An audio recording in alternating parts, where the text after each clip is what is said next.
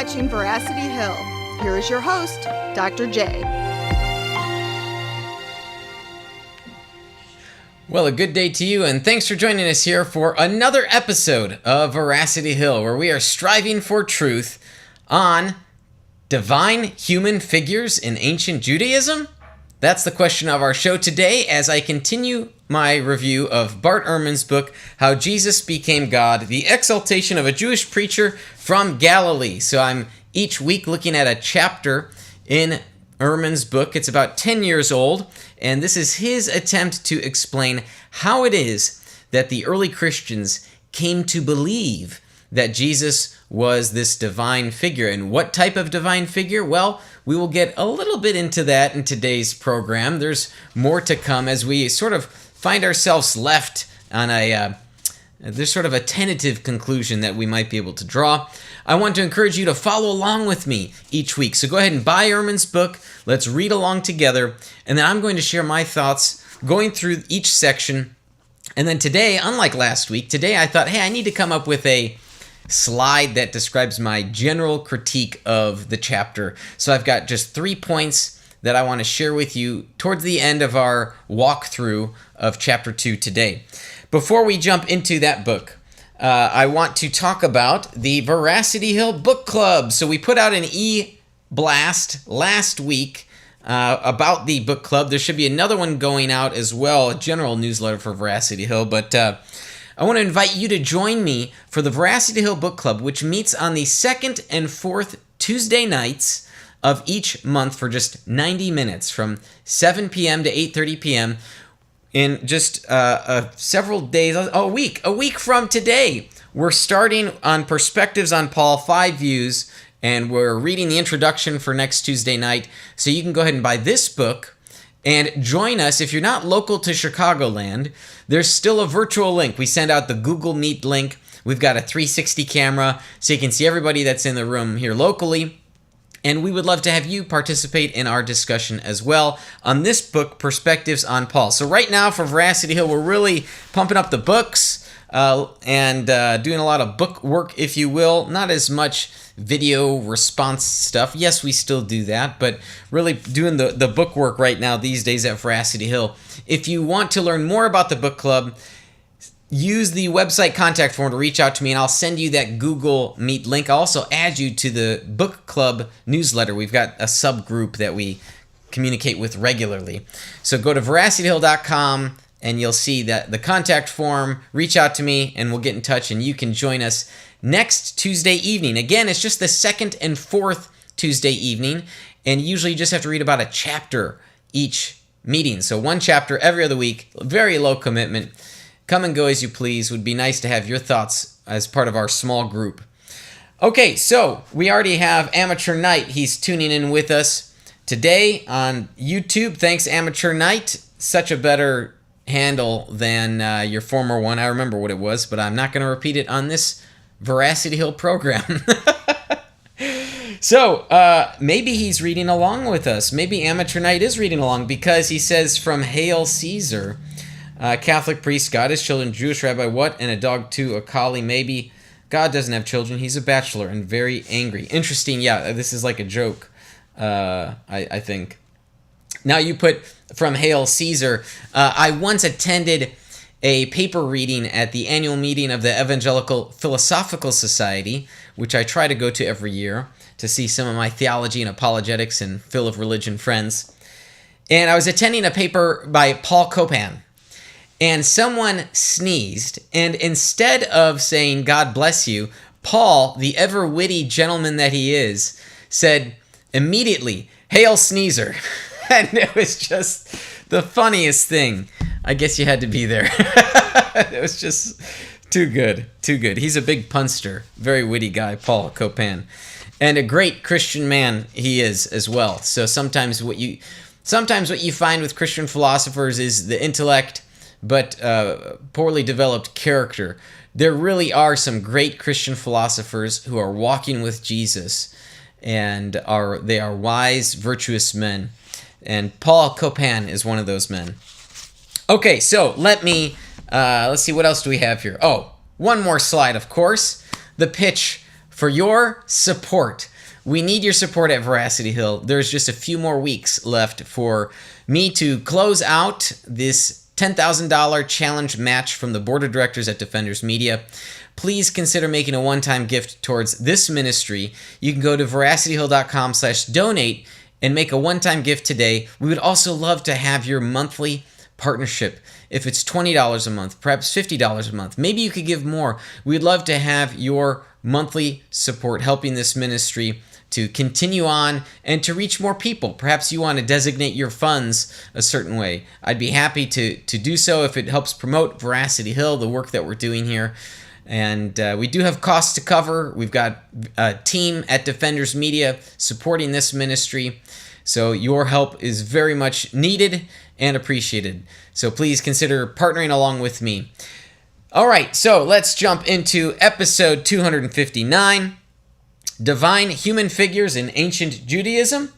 All right, and I need to now get my whole book setup ready. So let me work on that. I've got to move the laptop because I've moved the camera. I realized last week I got this new document camera, which is really nice. It was the cheap thing, okay, but it's nice to me. And so I had it set up over here so you, my fellow viewer, were just looking at the side of my face, even in the picture-in-picture that Gabe had put. And I thought, man, we could try to do a little better than that. So let me see if I can get up here. Might take a moment. Okay, we've got the full screen there. I got my show notes I'll put to the side. Can you see my water bottle? No, but you can see a water bottle. Okay, so last week we looked at Divine Humans in Ancient Greece and Rome. That's the title of last week's chapter. And we went through the different categories that Bart was providing. And now we sort of transitioned. So it was a claim that Bart made that, well, the ancient Jews were very much like the Romans. There was a lot shared in commonality with them. And I, at the time, was very suspect. And I still am suspect.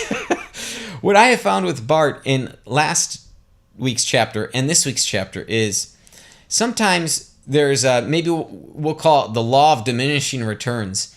You might take one source and make a broad claim of that. Well, some Jews thought this. Let me give you one example. So as a matter of logical accuracy, yes, one is some, but Bart, it seems, wants to give the impression that some is far more than just one. And so it's sort of this, he's making a broader claim than the evidence supports. I'll get more into that as we work through this second chapter today. And I just want to make sure that this is all looking fine and dandy. So he starts off, as any good author would, with an anecdote. And he talks about how it was his job to collect information about, inscriptions. And his job was to log Greek inscriptions in major urban centers throughout the ancient Mediterranean. So he did this as supplementary income to his adjuncting. And then one day, he and his friend Dale Allison went and traveled to one of the cities that Bart had done some database work on. And he had this sort of eureka moment. So I'll start reading for you at the top of page 49. You can see it there in the orange. And it hit me. The time when Christianity arose with its exalted claims about Jesus was the same time when the emperor cult had started to move into full swing with its exalted claims about the emperor. Christians were calling Jesus God directly on the heels of the Romans calling the emperor God. Could this be a historical accident? How could it be an accident? These were not simply parallel developments. This was a competition. Who was the real God-man?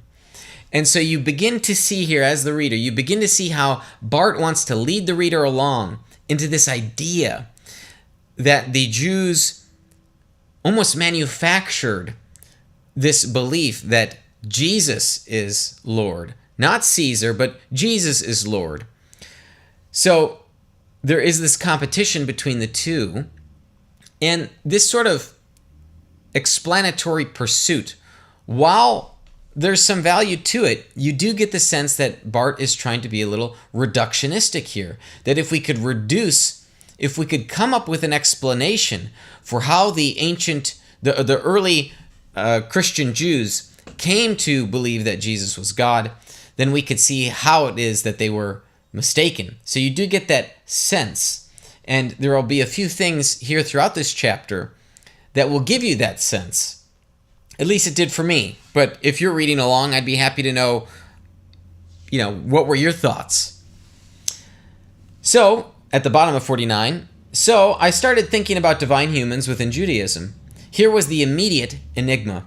Jews, unlike their pagan neighbors, were monotheists. They believed in only one God. How could they say that Jesus was God and still claim that there was one God? If God was God and Jesus was God, doesn't that make two gods?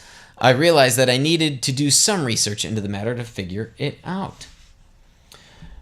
Continuing on, let me read this paragraph from the bottom of 50. Saying what Jews thought is itself highly problematic, since a lot of different Jews thought lots of different things. It would be like asking what Christians think today. Someone may well say that Christians believe that Christ is fully divine and fully human. And that would be true, except for those Christians who continue to think that he really was God and was human only in appearance. Or for those Christians who think that he was an inordinately religious man but was not really God. You can pick almost any doctrine of the Christian church and find lots of people who identify themselves as Christians thinking something different from what other Christians think about. Why did I highlight this passage? Well, he's correct that you can find a variety of beliefs if you go and survey different Christians. But I want you, the reader, to observe something here. That Bart will categorize any person, either present or ancient, who self-identified as a Christian, and then say that their view represents a part of the whole and not some other group. So you'll see him do this right here. He does it. You'll see him do this regarding what Jews believed, because there were other Jews, this and that. Here's why this is, I think, concerning. Even from a sociological perspective, it's not always the case that someone who self-identifies actually belongs in a group. There is something called self-deception where people think they're one thing, but really they're not. And one way you can deduce that is by analyzing their beliefs against what the group as a whole believes.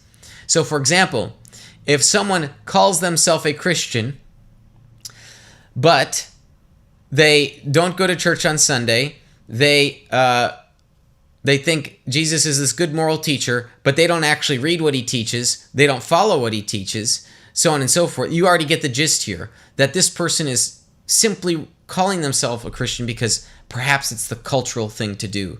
It's culturally acceptable. Or someone doesn't want to be shamed for, not saying they're a Christian. So I think we need to go beyond this metric of self-identification, and we need to dig deeper. Why is this a concern to me? Well, I've read some of Bart's other works. I read a book called Lost Christianities, and he does the same sort of thing. He talks about these lost versions of Christianity, aka some of these were heretical, some of these were these weird sects, S-E-C-T-S. Some of these were really strange cults, like odd. Okay, there was even in one part of the book, there was a sex cult that people called themselves Christians, but they would have sexual orgies. So Bart calls that a Christian group. And it's just so clear to someone who is a devout believer that Jesus is Lord, that stuff happening over there in that no longer existing group, that ain't Christian, okay? We should be able to recognize where the fences of orthodoxy belong. Bart doesn't do that. He doesn't do that with regard to Christianity, and he doesn't do that with regard to ancient Judaism. So anybody who self-identifies as a Jew for the ancient Judaism group he's looking at, or a Christian, he says, okay, you belong. So that's one major critique I have of his methodology here. And another reason why we should be concerned about that is because you might have a small sliver of that population that you are thinking is almost representative. Well, some believe this, some believe that. Well, what if it's 0.001%? Then you might start exaggerating these claims. Well, some Jews thought this, but it's 0.001%. Why not talk about what the majority believe? Or even the vast majority in this case? So I think there's some sneakiness happening here when that sort of thing occurs. Okay, Amateur Knight, I want to see here. He's, again, live chatting, following along with us on YouTube. He says, this is my main critique of Brant Pitre's Jewish Roots of the Eucharist Mary books. He keeps saying that the ancient Jewish way to think was blank, but the views were only part of their thinking. So, yeah, same sort of concern that sometimes scholars, and, there are other scholars, I'm sure, not just Bart, but they'll take one instance of something and they will run with the idea. And then they'll say, some believe this, and they give the impression that it's a meaningful amount. When really, what if it's, again, just this really minute portion? So that's a big caveat here. Okay, let's get back to this. I want to go over my notes. Again, I'm not going to go over every section of every chapter, but I want to review what I've highlighted. And some things stick out to me as worthwhile to critique, to others simply comment on. I might find agreement here. Now, one thing he does describe on the bottom of 53 is an interesting little tidbit for those that aren't aware of this view of Henotheism. And I'm realizing that I maybe should zoom in because maybe you can't quite see I'll have to move my book up and down, which I could do. Let's see here. Try to get a little better of oh, I lost my settings. There we go. Okay. Yes, I can just do that. Good. That should be an improvement for those that are watching along on YouTube. So bottom of 53 here, Bart writes, this is a view that scholars have called Henotheism, in distinction from the view I have thus far been calling monotheism. Monotheism is the view that there is, in fact, only one God. Henotheism is the view that there are other gods, but there is only one God who is to be worshipped. The Ten Commandments express a henotheistic view, as does the majority of the Hebrew Bible. The book of Isaiah, with its insistence that I alone am God, there is no other, is monotheistic. It represents the minority view of the Bible. Now, why do I want to bring this up? Well, one of our followers, a Veracity Hill citizen, Joel, he asked for my views on Michael Heiser and the Divine Council. Now, Heiser's position was something like this, that the ancient Israelites were henotheistic. And there's a way, I won't say the way, but there's a way of reading the Ten Commandments as being henotheistic. You shall have no other gods before me. Well, this seems to imply that there are other gods, if there are some. Now, it doesn't necessarily imply that. It could just imply that the Israelites shouldn't worship these false gods that don't exist. It could imply that. But here's one thing I wanted to point out. There's another way of reading the book of Isaiah that Bart doesn't here. Notice how he says the book of Isaiah, with its insistence that I alone am God, there is no other, is monotheistic. But not necessarily so. This might also be read in a henotheistic manner. It seems compatible with it. Imagine a rhetorical flair being given, like, I'm the greatest, there is no other like me. And like me is sort of the implied, it's the implication. There is no other. Think of baseball, a baseball player. I'm the greatest and there is no other. Well, obviously there are other baseball players, but who is the greatest? A lot of people say Shohei Ohtani. All right. So there is no other. There's no other like him. Sometimes the way we speak, even in English today, we shorten the sentences. And we speak sometimes in fragments. Now, I'm not saying that sentence is a fragment, but there are times when we imply a meaning. It's silent. Our arguments, for example, we might have unstated premises. That's in logic called an enthymeme. We do this sort of thing. So there's a way of reading the book of Isaiah that is also henotheistic rather than monotheistic. Why do I bring this up? Well, Bart does want to, he presents this. He's got his take on how this development of belief occurred.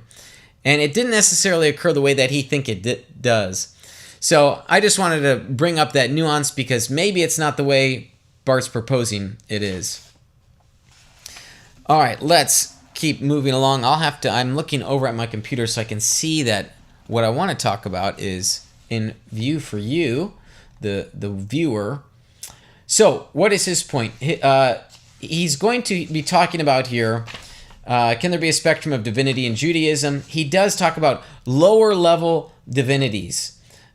So again, angels, you have other messengers. We're going to get into other types. We'll get into the Son of Man, but first we're going to look at these messengers. So at the bottom of 54 here, he writes, "We know that some Jews thought it was right to worship angels, in no small part because a number of our surviving texts insist that it not be done.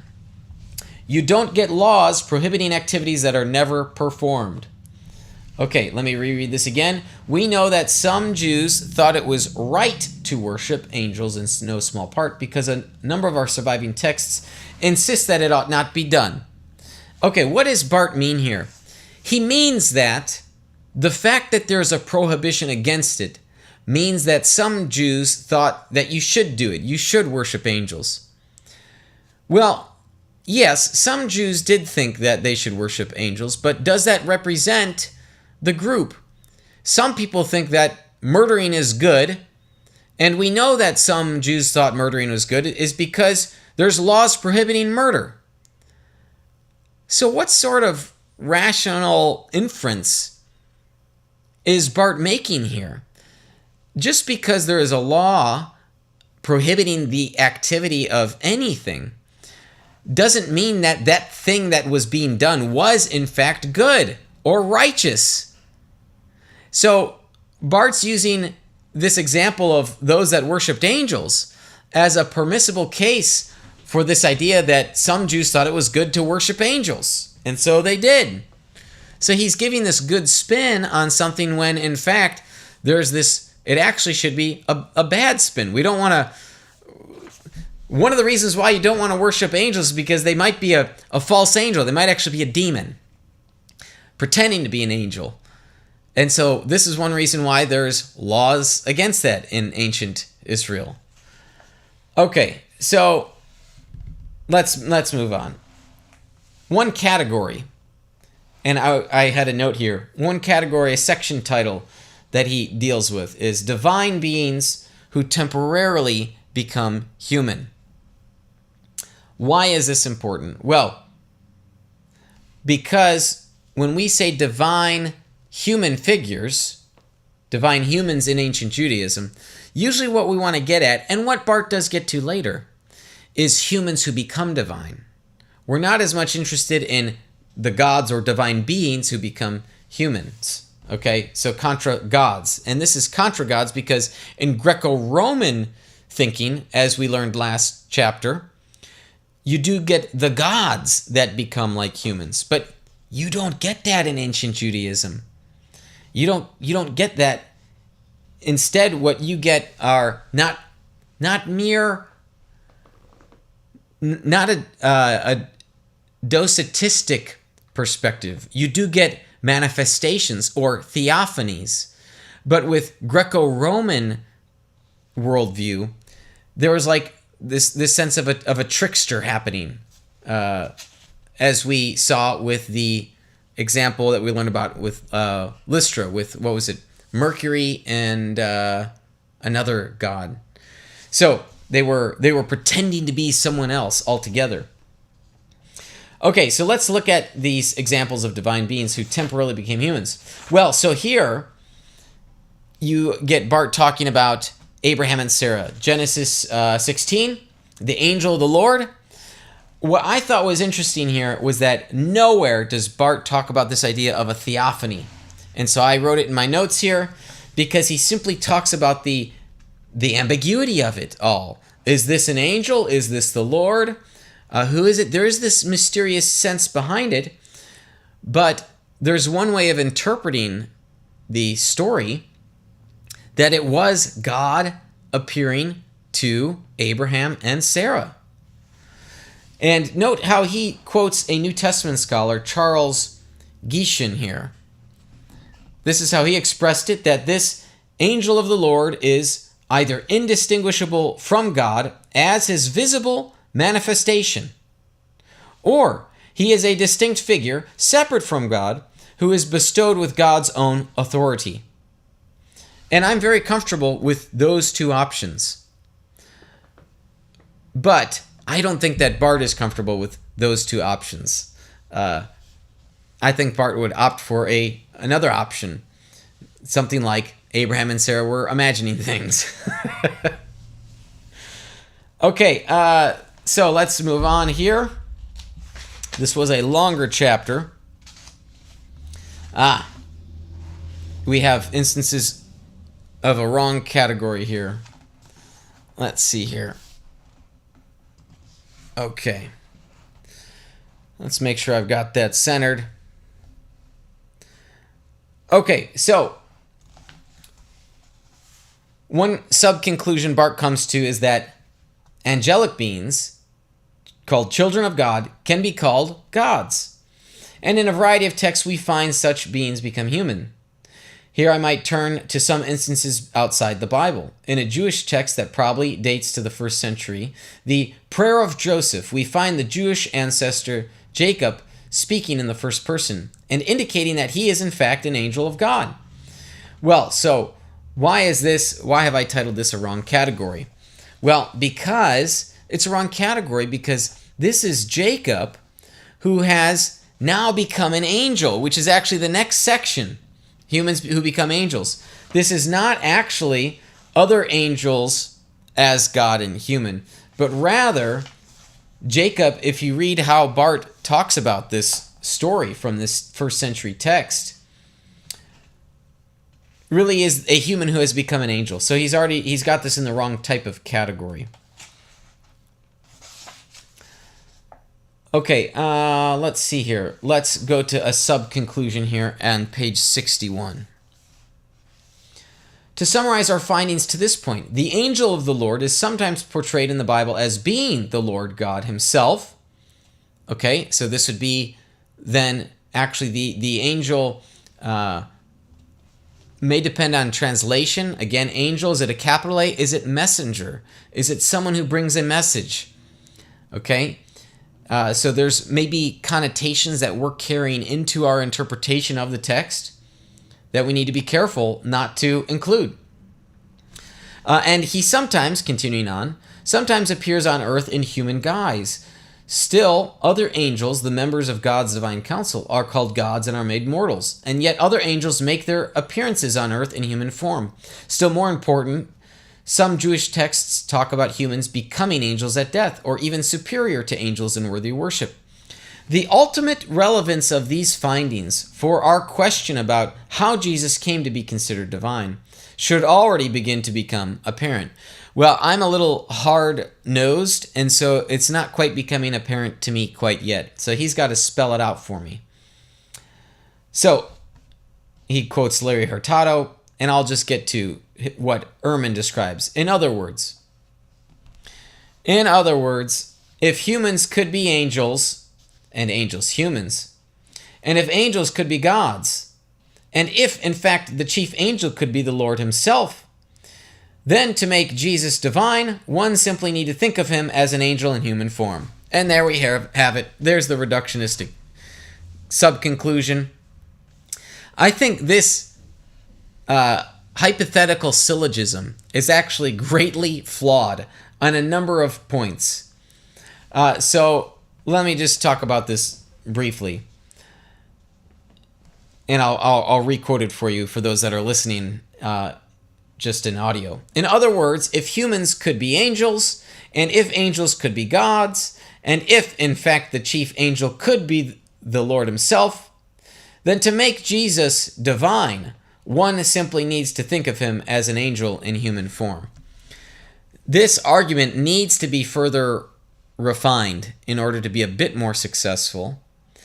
You'll notice here I've highlighted to make, because this is now, he's now adding into it. He throws in at the end this idea. Notice it's not if people could make humans to be angels, and if people could make angels to be gods.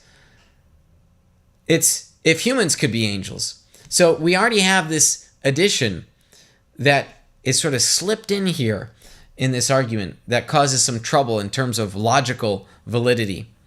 So that's one thing to look out for.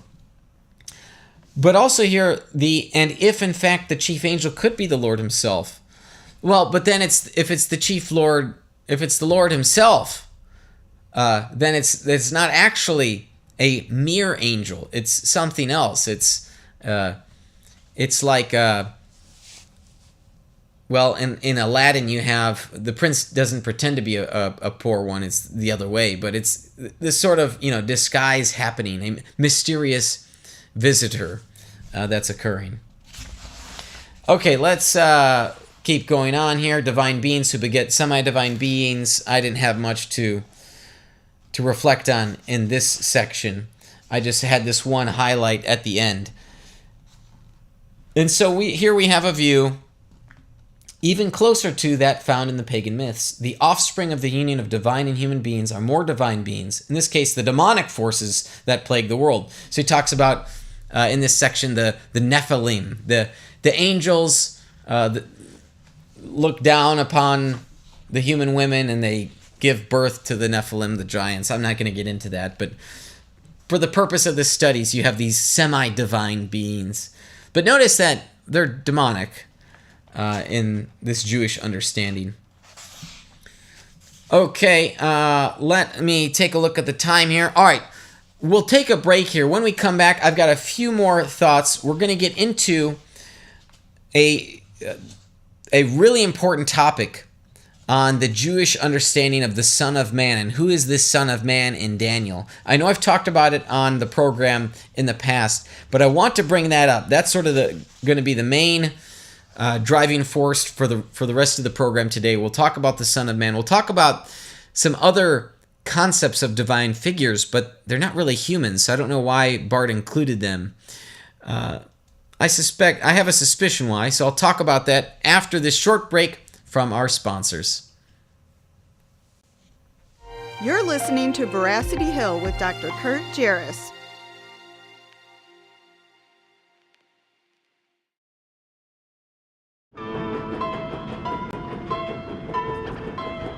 In a world full of roller coasters, one ride has a dark secret.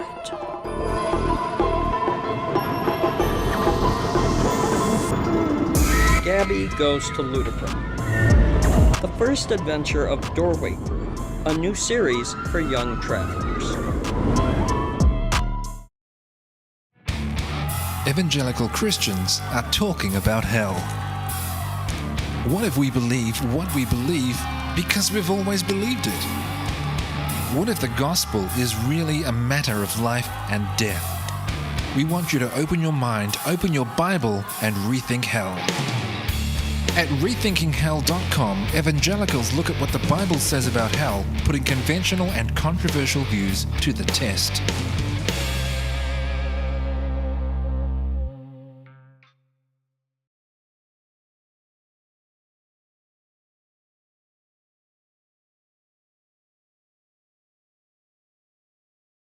You're listening to Veracity Hill with Dr. Kurt Jarris. Thanks for sticking with us through that short break from our sponsors. Well, on today's program, we're working through Bart Ehrman's second chapter, looking at divine humans in ancient Judaism, in his book titled How Jesus Became God, The Exaltation of a Jewish Preacher from Galilee. So I've got my document camera. I hope you've purchased the book. You're following along with me as we analyze a very popular skeptic to Orthodox, traditional Christian belief. And we're going to be looking at how he's going to lead the reader to conclusions that are antithetical to Orthodox belief. I know in the introduction he says that's not his intention, but I think it was fairly clear from even the introduction and chapter 1 and chapter 2 that, his conclusions are obviously what they are, and that's fine. I just don't, I didn't like the fact that he said, I'm not trying to lead people. I mean, it's just sort of a natural outworking. that he wants people to think rationally about this stuff. So of course he wants people to agree with him. Okay, I want to talk about the irony of this next section here as we continue on page 64. Why is it ironic? The title is Other Non-Human Divine Figures. Okay, why is this important? Well, because the title of the chapter and the purpose of this first part of the book is to look at these divine human types, whether Greco-Roman or ancient Judaistic types. And this section is devoted to the non-human divine figures.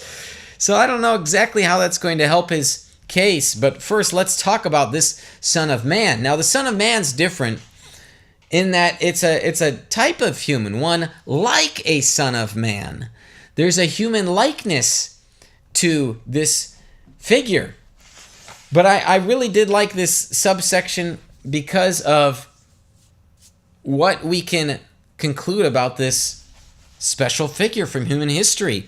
And why do I like it? Well, because Jesus identifies as the Son of Man. So if we want to know what Jesus thought of himself, which is next week, chapter 3, then we first have to figure out what this Son of Man is about. So, who is this Son of Man?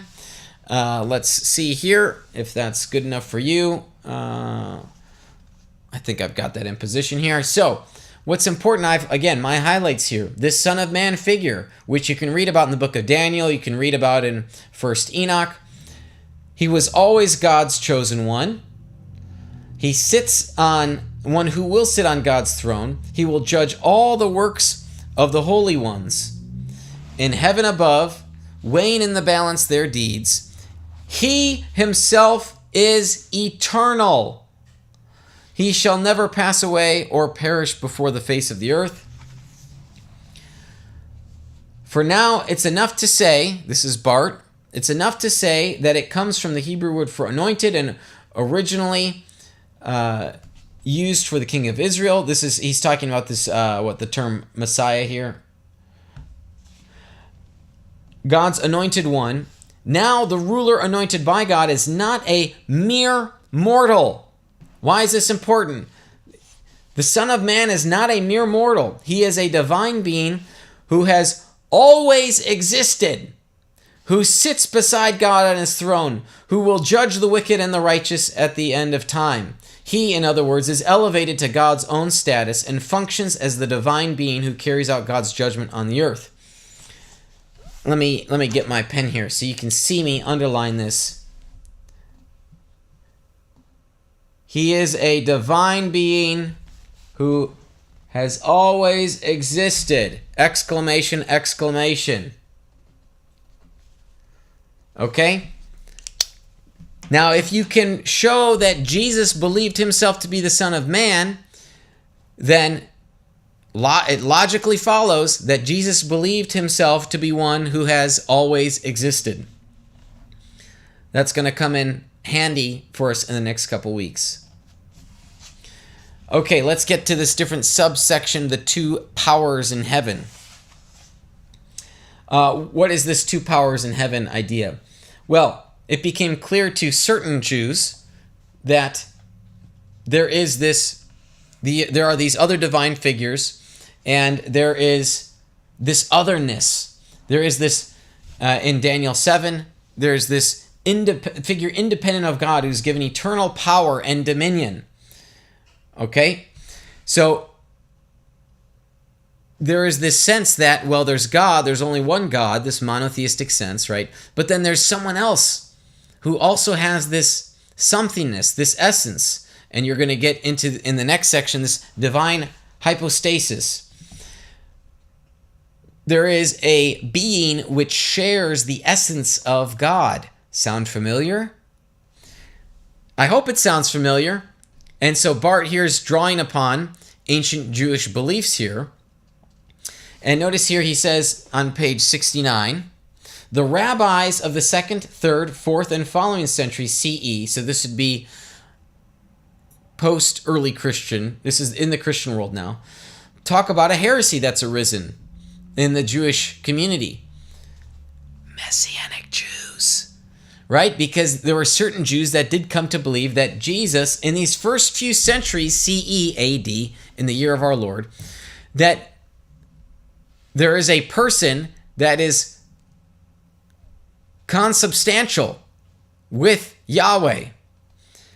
Again, sound familiar? Trinitarians, does that sound familiar? It should. So these ancient Jews came to talk about how some Jews ended up believing this stuff. Well, that's because they were Christians. So Bart goes on to talk about what a hypostasis was. Then he's got this section on wisdom, ancient wisdom, this idea, the personification of wisdom in the Proverbs and elsewhere. And you also have the Logos, personification of Logos, the Word. And what's interesting here, he quotes from Philo of Alexandria. Philo maintained that the Logos was the highest of all beings, the image of God, according to which and by which the universe is ordered. Okay, so this is Philo.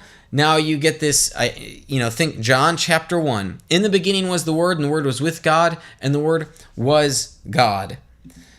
So you get this very Johannine sense of the Word, the Logos. You see it here in Philo of Alexandria, which predates John's Gospel. Let's see, when did Philo live? Yes. There's Plato. Yeah, Philo of Alexandria. So first century. In the first century. Born in 20 BCE. I've probably cut that off, haven't I? Yes, there we go. So you can see here the date for Philo. So there is some relationship between Philo and John because you get this usage of Logos, the Word. And what's interesting is Bart talks about rightly here that the Word is, in one sense, separate from God, but represents God, is the outworking of God, and has always been, was and always will be. So you get these robust theological beliefs from Philo, and you see how those are applied in, say, John chapter 1 to the second person of the Trinity. Okay, why is this section a little tricky for Bart? Well, he talks about wisdom, he talks about Logos. Here's my note, if you can see it. It's at the very bottom. Hopefully I can get it there in frame. Wisdom and Logos, not humans. Okay? Not humans. We're not talking about divine human figures. So when Bart goes on to this description, there's no way in which, in the ancient Jewish sense, wisdom and Logos, these personifications, are human. This is a Christian concept, that Jesus is the Logos. So you don't see that humanness. Again, you see him here describing on page 75, since the Logos is God's Logos, it is itself divine, can be called by divine names, so on and so forth. But in this description, there isn't this sense of humanness. There's personification, there's a sense, yes, there's firstborn son, but what does that connotate? You don't get this sense of humanness. It's a divine figure. And divine figures are figures that can, of whom firstborn son is referenced. With Logos, you see in John 1 this sense of humanness. It became flesh. The Logos becoming flesh. That's unique. Okay, let's go to here, the last section, humans who became divine. Now, this is what we really want to dig into. So why we want to dig into this is because we suspect this is where Bart is going. Humans who become divine. The title of the book is How Jesus Became God.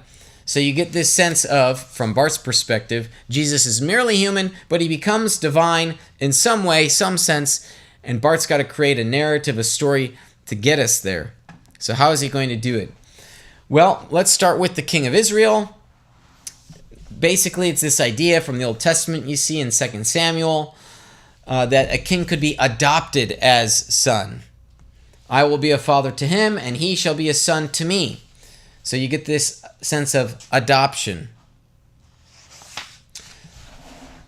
Now, according to Bart, who quotes or references Hebrew scholar John Collins, the notion ultimately appearing to derive from Egyptian ways of thinking about the king, the pharaoh, as a divine being. So there is this sense of borrowing. It's implied here that the Jews simply borrowed from the ancient Egyptians that the king would be seen as divine, a lower divinity, not God himself, not Yahweh, but this lower sense divinity, and that there's this son of God. Okay, in the interest of time, since I do want to get to some of my critiques, you have here again King Hezekiah is perhaps referred to as this son. You then also get Moses seen as God. Why is this really terrible passage, section? This section, I think, was really poorly argued because Bart gives way too much weight to Exodus 4:16. Aaron indeed shall speak for you to the people. He shall serve as a mouth for you, and you shall serve as a God for him. Here, Moses is not said actually to be God, but he will function as God. Okay, it's an argument, right, via analogy. Aaron will be as a mouth. It's an analogy for you. So it's serving this function. So Moses serves the function of being God to Aaron. So then he says here, why does it do too much work? Well, as I mentioned earlier, one concern I had was using one source. Some later Jews took this message a step further and claimed that Moses was in fact divine. The clearest expression of this view comes in the works of the aforementioned Philo of Alexandria.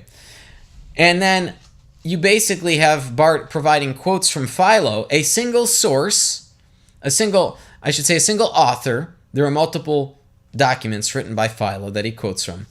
But one reason why this is really poorly argued is that many of the passages Bart pulls from could easily be understood as what many Christians, especially in the East, recognize as theosis. That Moses became divine, he became godlike because he shared in the attributes of God. Not because Moses became Yahweh.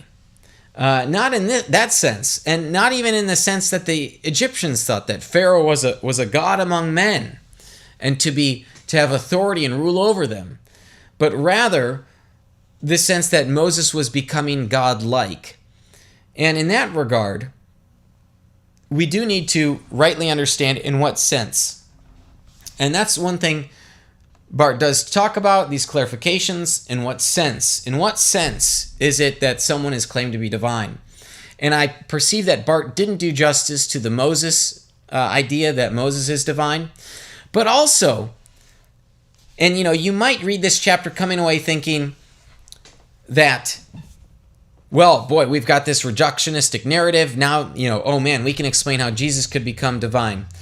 Don't be scared, because for those of you who have read the New Testament, you know that the Apostle Paul and others, Peter, talk about being heirs of God, being adopted, being that we would become in his likeness, that we are slowly becoming more like God. And so in that same sense, you could think of Moses and these other figures as becoming like God. Not because there's this reductionistic view that so-and-so is a god among men. So those are two different concepts. It's an important nuance that I think is missing. But let me share a couple other thoughts I had. So I'll turn off the document camera and we'll go back to our slideshow. And we'll jump to my concluding critique of chapter 2. So number one, I already mentioned this, diminishing returns. So diminishing returns is kind of like, the bang you get for your buck decreases over time, okay? It's like a royalty check. And so what I mean here by this is that Bart gives too much, he kind of overplays his hand, and he's really hoping for a lot more than really he actually gets. So when you use a single source and you say some Jews thought this, again, the more you do that, it's like you're decreasing the persuasiveness to the argument you're trying to make. And that's the first thing, that a single source here or there, and then making a broad claim from that single source, you're really overplaying your hand. You're giving too much weight to that small piece of evidence. So I saw that quite a bit with this chapter. Number two, too broad of scope, allowing any self-identified group to be part of the whole. I already talked about that. That's a concern of methodology here in his survey of ancient Judaism. Finally, 3, the absence of nuance on theosis or messengers as representatives. Oh, I didn't even talk about this, but I will now. So this last part, messengers as representatives. That if you had an angel and so-and-so, and then you said, oh, but the Lord said, or God said. Let me give an example. When an ambassador in his professional capacity speaks to a governing authority in some other nation, the ambassador represents the person who sent them. So let's say an ambassador to the United States. They are speaking on behalf of the President of the United States. And so when the ambassador speaks, the President speaks. I'm very serious. This is the way it is in professional governing settings. When you have a committee, for example, or a meeting, the ambassador is representing the President of the United States. When the ambassador speaks, the President is speaking through the ambassador. That distinction is missing from Bart's discussion of angels. And I think that's a relevant distinction, because there are times in which one might say that the angel who speaks is the Lord speaking. The Lord is speaking through the messenger. And there are times when I think we can plausibly interpret the state of affairs to be occurring in precisely that way. But Bart doesn't talk about that. Instead, you've got angels who are seen as gods. You see how all of a sudden that proposal doesn't recognize the relevant distinction of the purpose of a messenger as a representative? That relevant distinction is missing from Bart's chapter here on how ancient Jews might have understood these divine human figures that were, in this case, angels of that section in chapter 2. So I think that needed a little bit more work. So I was far from persuaded, but we're also not left with too much. Like, there's a lot of information that Bart's providing. It's a survey. I think the survey's got some struggles with it, but I'm really hopeful. I'm looking forward to next week as we jump into looking at chapter 3 on what Jesus thought of himself. So the title of next week's chapter that we'll be looking at is, Did Jesus Think He Was God?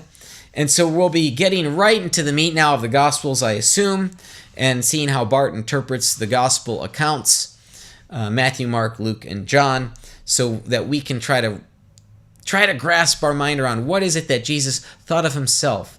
Not simply what did Matthew communicate about what Jesus thought of himself, but what did Jesus think of himself? So there's probably going to be some relevant distinctions that will be necessary next week, but I hope you'll read along with me as we continue our work here, looking at Bart Ehrman's book, How Jesus Became God, the exaltation of a Jewish preacher from Galilee.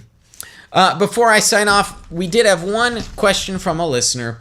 Her name is Sandra Parker. She asks, I have been struggling with how to explain, did God send his son, or did he send himself? So this is a very common question that Christians might ask. What is this relationship between God and his son? Well, as Christians, we believe in 3 who's, 1 what. We believe in 1 God, 3 persons, 1 what, 3 who's. Okay, so we believe in God the Father, we believe in God the Son, and God the Holy Spirit. That is the Godhead, a triune God. And so what you have here is, how do we explain, did God send his son or did he send himself? I wouldn't say that he sent himself, because then we lapse into what's called modalism, that God just appears in different modes, but rather God the Father sent his son. That's the way we would understand what the Bible describes about the incarnation of Jesus and what Christians believe about who Jesus was for his earthly ministry and who he is today. So Jesus Christ is alive today. He died, rose, and he will come again. And so that's what Christians proclaim. If you're liturgical, you proclaim that every Sunday. And that's the way we would explain the relationship between the Father and the Son, Sandra. So I hope that answers the question. We do not want to conflate or confuse the persons. And that is, I think, the faithful way of interpreting the Scriptures, that we see how God acts. We see how God sends his Son. Well, if there's a Son, there's a Father. There's an intimate relationship and a unique relationship between Jesus to the Father. Unlike other relationships that are described in the Old Testament. So Bart today in chapter 2 talks about how kings of Israel were deemed the firstborn son, so on and so forth. So I want to ward off the concern that that's exactly how Jesus would be communicated, because there was this different sense about this preeminent divine figure. It never was believed that these ancient Jewish kings like David were preeminent, pre-existent figures. But Jesus is different. Jesus believed himself to be the Son of Man, and I think Jesus is the Son of Man. All right, well, stick with me. Next week, we'll be looking at chapter 3, getting more into Bart's case for a more reductionistic approach to how Christians came to believe Jesus was divine. Well, that does it for the show today. I'm grateful for the continued support of our patrons and partnerships with our sponsors, Defenders Media, Apologetics 315, and Rethinking Hell.